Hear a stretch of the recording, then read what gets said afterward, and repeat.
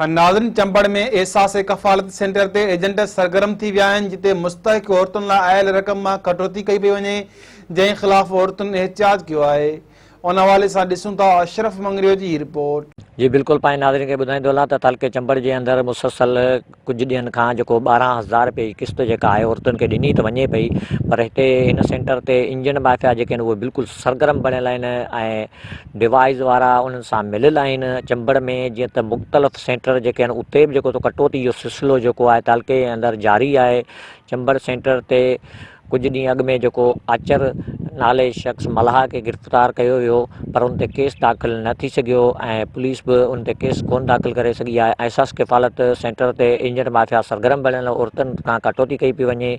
चंबड़ में जीअं त इंजन माफ़िया जेके आहिनि उन्हनि जे थ्रू जेके औरतूं अचनि थियूं उन्हनि खे रक़म बि ॾिनी थी वञे ऐं बाक़ी जेके औरतूं अचनि थियूं उन्हनि जो अंगूठो ख़ाली लॻाए ऐं डिवाइस ते ऐं उन्हनि खे रक़म नथी ॾिनी वञे। कंहिंखे चयो थो वञे तुंहिंजा पैसा कोन आया आहिनि, कंहिंखे चयो थो वञे तुंहिंजो फिंगर सही कोन्हे को, कुझु ॾींहंनि खां पोइ अचिजांइ। औरतूं जेके आहिनि धिका दमा खाई रहियूं आहिनि। मुख़्तलिफ़ ॻोठनि खां हज़ारे तालके चंबड़ में औरतूं जेके आहिनि उहे रक़म वसूल करण जे लाइ मुस्तक़ औरतूं जेके आहिनि उहे आयल आहिनि। कुझु ॾींहं अॻु में औरतुनि जेको एहतिजाज कयो ऐं उन ख़ातिरी खां पोइ बि जेको सो को बि अमल जेको आहे उहो बिल्कुलु जारी न थी सघियो आहे। हिन वक़्तु बि चंबड़ में हज़ारे औरतूं, अॼु सूमर जो ॾींहुं आहे, पहुतल आहिनि, पर DC टंडोलिया रशीद अहमद ज़रदारी या को ॿिया वसवार आहिनि ते अमल कराइनि ऐं कटौती जो जेको सिलसिलो आहे उहो बंदि कराइनि। इंजन माफ़िया जेके आहिनि उन्हनि खे गिरफ़्तार कयो वञे। इंजन माफ़िया जेके आहिनि उहे माण्हू जेके आहिनि सेंटर जे ॿाहिरां फिरी रहिया आहिनि ऐं उहे डिवाइस हलाईंदड़ जेके माण्हू आहिनि उन्हनि सां मिलियल आहिनि, मिली भगत थियल आहे